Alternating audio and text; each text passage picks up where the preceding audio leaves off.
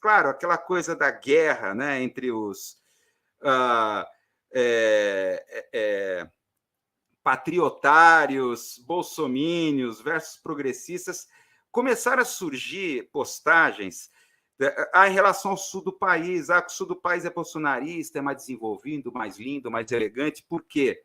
Porque tem arquitetura europeia, é mais elegante. Aí veio essas coisas todas, começou a vir, e as respostas que eu achei muito pertinentes, que lembraram muitas coisas que a gente vem discutindo aqui nessa live.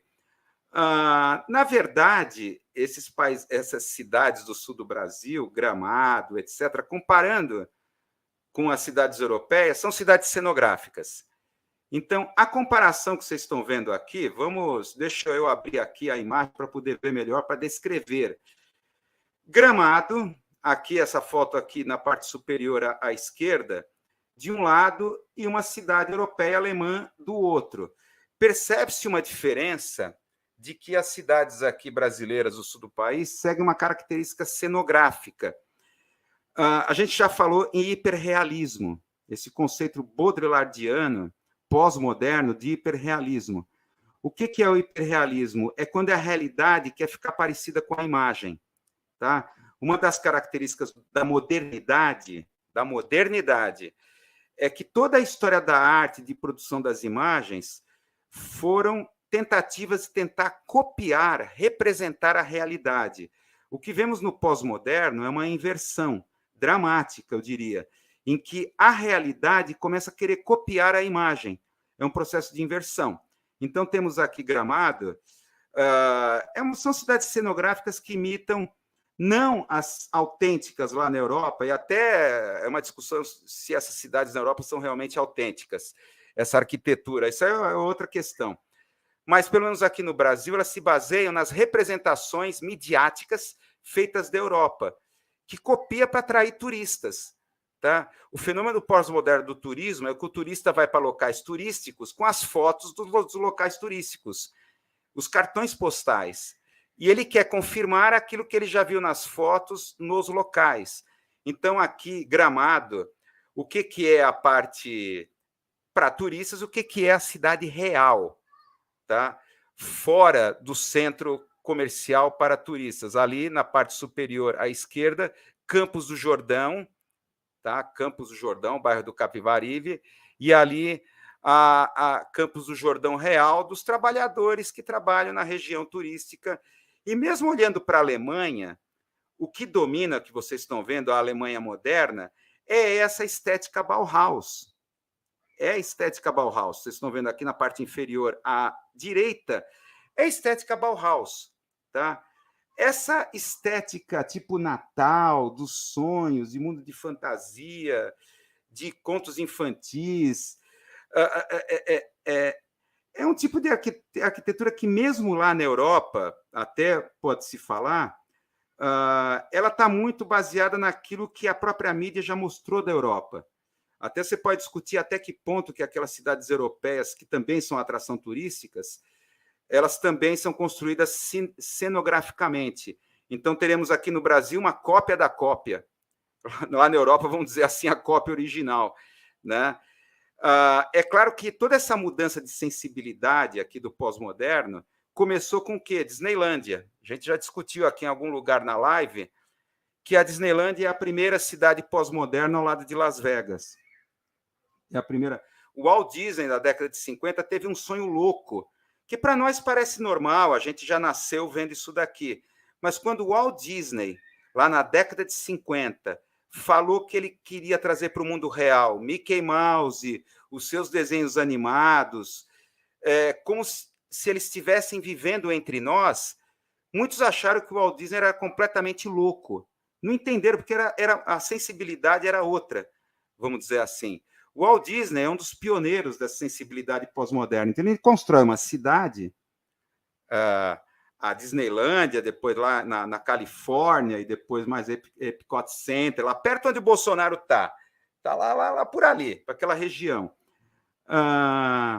Assim, no mundo real, o primeiro parque temático da história, o primeiro parque temático. O parque temático, na sua essência, é a realidade copiando a imagem. Tá? se realizando tridimensionalmente. Agora, o problema é que o parque temático é uma ideia que abandonou os limites, as fronteiras, invadiu a própria realidade. É o que a gente vê no sul do país, Gramado, aqui Campos do Jordão. Campos do Jordão, eu acho que é sintomático, porque era uma cidade assim que quem ia para Campos do Jordão era gente com problemas no pulmão. Era para você se recuperar, você tinha tuberculose, era uma cidade de tuberculosos, tá?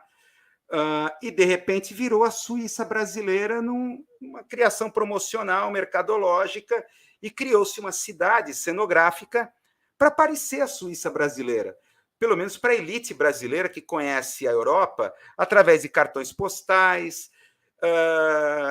filmes, Hollywood, assim como, por exemplo, Cancún, lá no México. Você chega em Cancún, é o México que você aprendeu a conhecer em filmes de Hollywood, que está lá. Não é o México real, tá?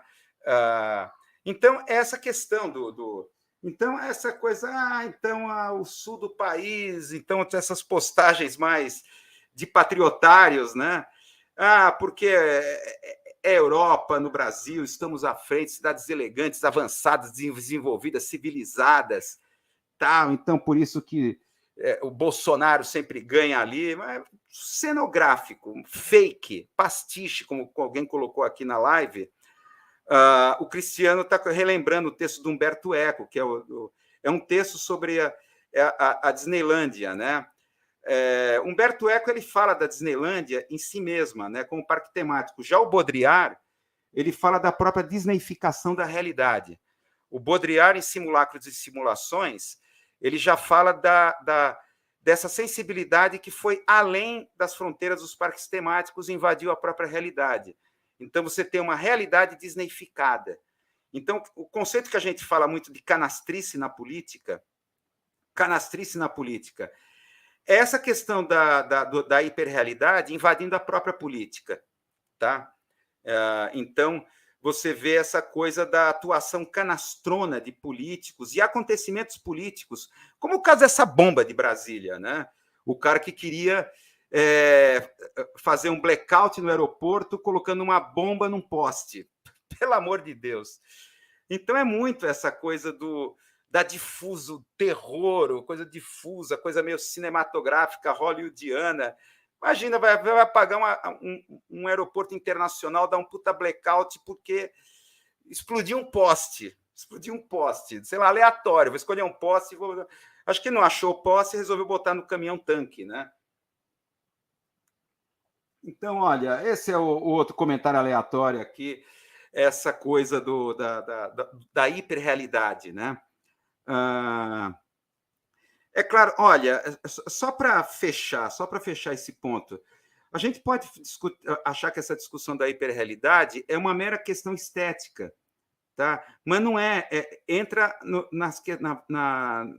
nos campos do psiquismo, da própria percepção, a maneira que você percebe a realidade, né? Como, por exemplo, é aquela coisa assim de você mostra o seu bebê para alguém. Olha, meu bebê, que lindo, que bonito, que fofinho. Mas você não viu ainda a foto dele. Você não viu ainda o vídeo que eu fiz dele. Ou então aquela coisa que você olha para uma maçã numa feira livre, tão vermelhinha, tão suculenta, que você, nossa, parece até de plástico. Você tem necessidade de apertar para você confirmar se aquilo é real mesmo. Na verdade, é o plástico, a cera, as estratégias de enunciação da realidade que imitam a beleza da natureza. E a gente inverte tudo na nossa cabeça, como, por exemplo, num documentário que eu vi há muito tempo atrás, Um Mergulho em Portugal, um documentário sobre uma equipe de mergulhadores dando mergulhos na costa portuguesa, né, em várias praias na costa portuguesa, né, um pretexto para mostrar os paraísos turísticos da costa de Portugal. Aí chegou o momento que eles chegaram numa vila de pescadores, as casas lindas, perfeitas, assim, artesanal, a decoração, assim, que está lá, sei lá, aquilo ali há séculos, aquelas casas, né? Então, a locução em off desse documentário, Um Mergulho em Portugal, isso aí nos tempos do VHF, que eu peguei para o meu pai, que era português, peguei da locadora para ele matar saudades da Santa Terrinha. E eu assisti junto, né? Provavelmente o Dia dos Pais, né? E aí a voz em off falou uma certa altura: olhem essas casas, que bonita, parece até Hollywood. Parece até cenários de Hollywood, mas espera aí. Essas casas desses pescadores, essas vilas de pescadores existem desde antes do cinema ter sido inventado. Então, é uma inversão que ocorre em nossas cabeças, ao ponto que pode se transformar em manipulação política, ao a gente ver fatos políticos e acreditar que eles são críveis, porque parecem com fatos hollywoodianos, narrativas hollywoodianas, né? Para a gente avançar aqui, terminar os comentários aleatórios, temos essa agora aleatoríssimo aqui para dar a fama de